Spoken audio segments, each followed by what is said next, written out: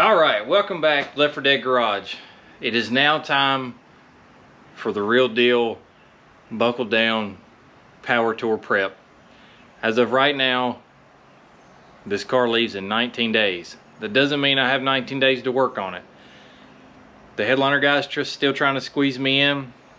That'll probably tie the car up 2, maybe 3 days. So, do the math on that one. That leaves me with 16 days. Well, I also have to go to the beach the weekend before I leave the PowerTour for 3 days. So that knocks me down to 13 days. I'm still waiting on parts to put the fuel tank in, kicking the fuel cell out. I'm going to put the fuel tank back in the car. Kind of has me nervous there because if I rip all the fuel cell stuff out and some reason the fuel tank stuff doesn't work, then all the fuel cell crap has to go back in. But at the same time, there's a new trunk pan right over there, which I probably need to try to cut out the old one and do something else because I got exhaust fumes in the car. And now I've put the hood back on the car, but the hood's not on the car. There's a lot. And I also have to prep a motorcycle before I go to the beach because that's my ride to the beach. I'm not driving my Suburban to the beach or the Tacoma. We're gonna drive that thing, or we're gonna ride that thing because 40 miles to the gallon. I need to save all the gas money I can for this bad idea. So, back to the hood. The hood won't even clear that short air filter. So, the other 454 I happen to have a regular Performer intake. I don't want to run this intake. I'd much rather have an air gap.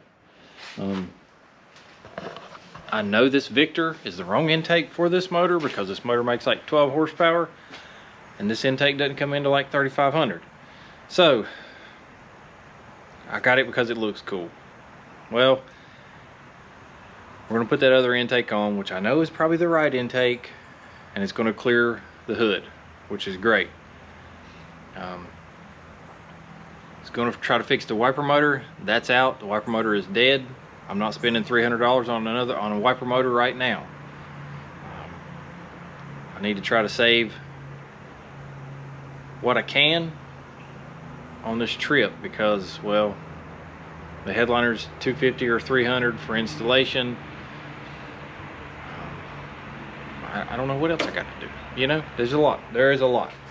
I was going to put some 15x6s on the front with some 235s, but that's $600 and I really don't necessarily need to spend it, so we're just going to rough it on the 165s unless I can run across a deal on some 215s, because the 165s did show some wear after 600 miles, so a little concerning. The list isn't too long. Swap the intake, put the fuel tank in. I was going to put the MSD on the car, but honestly that's several steps added to the to-do list, and with actually like 13 days of working time, I really don't want to like purposely add more to my stress. I got enough going on. I was hoping the windshield guy would get to me before then. Ordered the seal.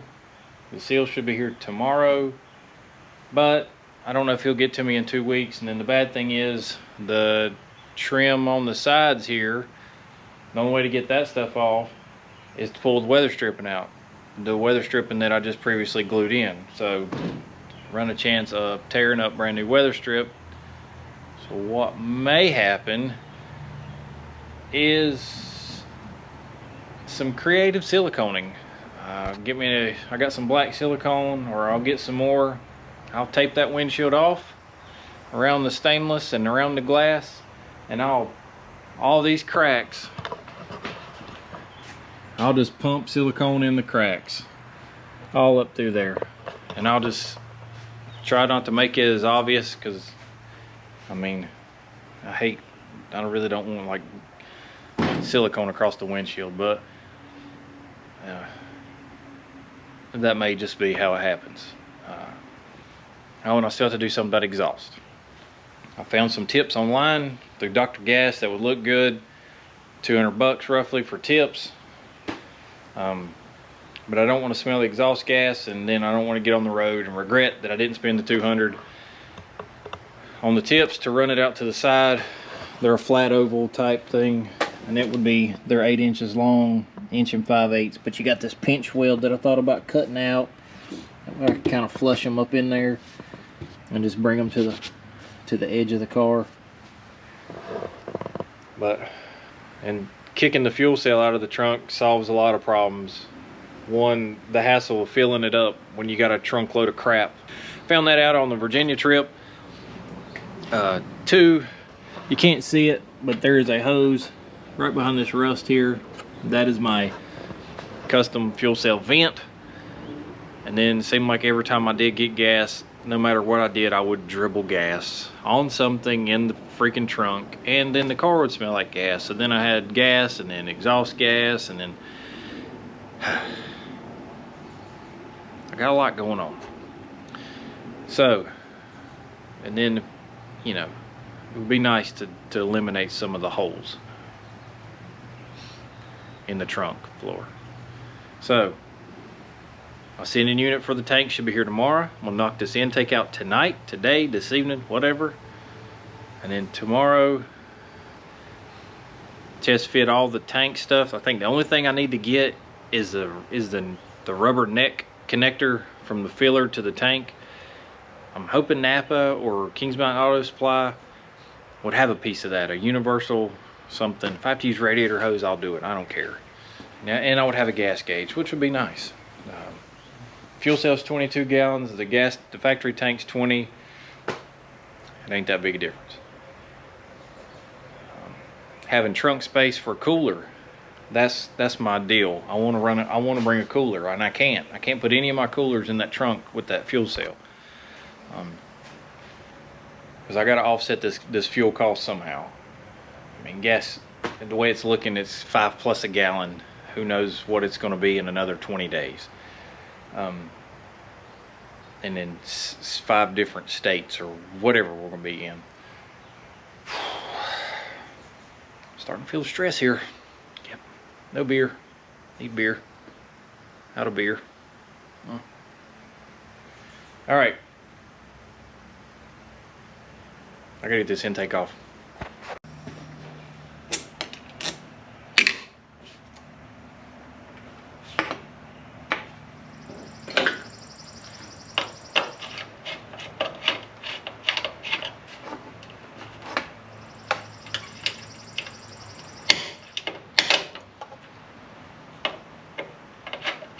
That's good. The clamp's a piece of crap. There we go.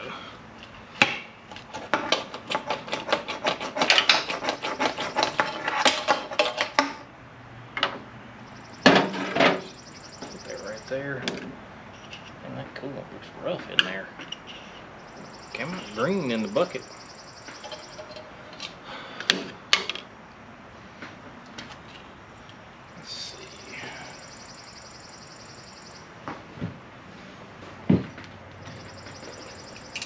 I really hate putting that intake on this car because I just don't like it.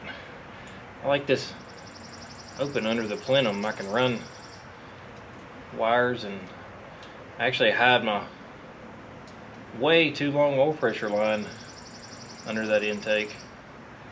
So I'm gonna have to figure out what to do with that.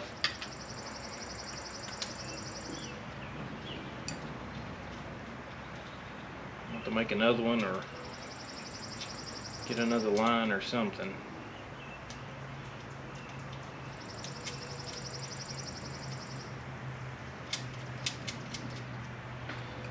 Oh, I need to find TDC.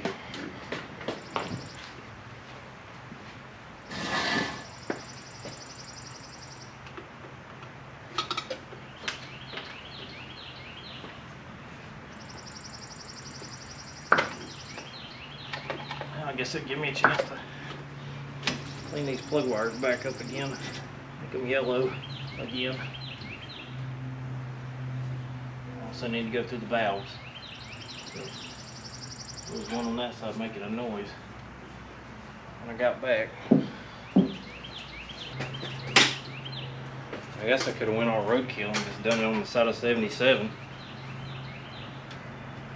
in the rain. Hopefully.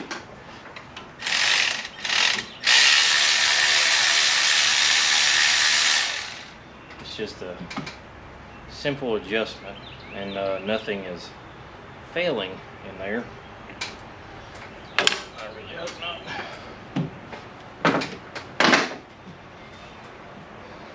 I don't think I have time or the funds to do a cam swap right now.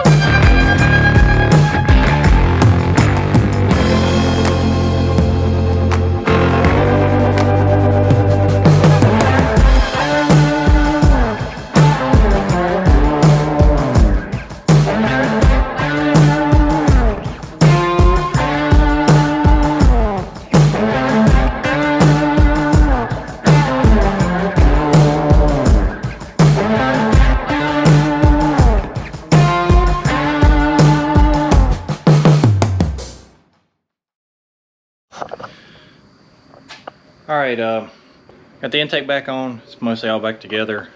Did start it a second ago just to make sure it would light off. Just ran it for a second. Still no coolant in it. This valve cover doesn't have nuts on it. But finished product, I don't think it looks too bad. I mean, it's not as cool as a Victor intake, but I've got a swap intake temp sensor or coolant temp sensor, which that one's bad. I got a new one on the way, but I'm still going to put it in there and just plug the hole, fill it with coolant, set the timing, and that should be about it, I guess. I'll go through the valves. Got to run it long enough to go through the valves.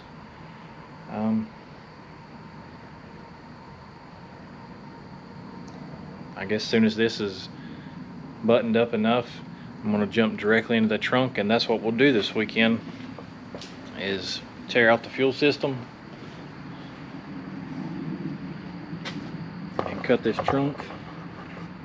I'm just going to do, I got the outer pan coming. I'll overlook all this still got travel crap in here. I'm going to fill up some more of the holes just for now. I'm not going to worry about doing the outer pan right now.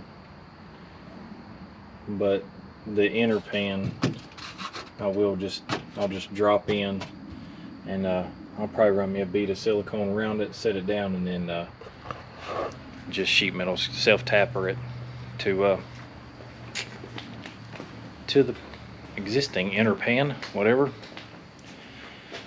But it'll be a lot better than what's underneath that fuel cell. If you haven't seen that before, then you'll see it shortly. So 19 days and counting. Tomorrow will be 18. So I guess that's where we're end this one off right now. I'm going to try to do several videos as I go. So thanks for watching Left 4 Dead Garage, and we'll see you on the trunk pan video later.